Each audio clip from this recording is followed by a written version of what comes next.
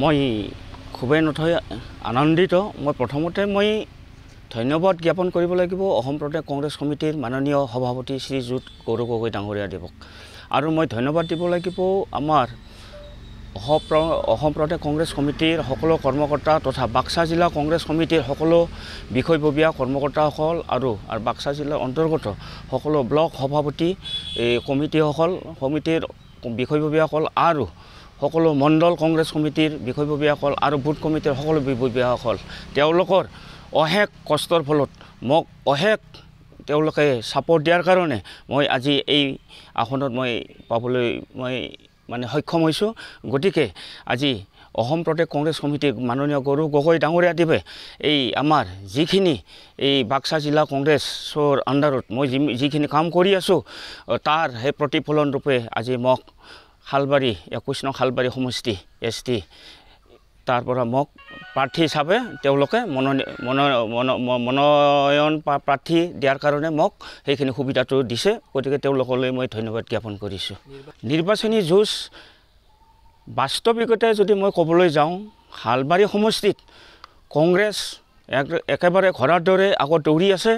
পিছত হয়তো BPF দলে থাকিব পাৰে আৰু তৃতীয়তে হয়তো BJP থাকিব পাৰে, একেবাৰে সদৌ শেষত UPPL থাকিব পাৰে। গতিকে এই ক্ষেত্ৰত অন্য ৰাজনৈতিক দলৰ ক্ষেত্ৰত মই সেইটো ক'বলৈ নাযাওঁ। গতিকে এইবাৰ যে বিপুল ভোটত মই শালবাৰী সমষ্টিৰ পৰা মই জয়ী হ'ম এইটো একেবাৰে নিশ্চিত হৈছে, আৰু সকলো আমাৰ এই শালবাৰী সমষ্টিৰ ভোটাৰ ৰাইজে তেওঁলোকে নথৈ আনন্দিত হৈছে। মোক যে প্ৰাৰ্থিত্ব দিছে তাৰ কাৰণে তেওঁলোকে নথৈ আনন্দিত প্ৰকাশ কৰিছে, আৰু সকলোৱে মোক বহু ফোন আহি আছে আৰু ফোন দিছে। গতিকে তেওঁলোকলৈ মই মোৰ ফালৰ পৰা অশেষ ধন্যবাদ জ্ঞাপন কৰিছোঁ।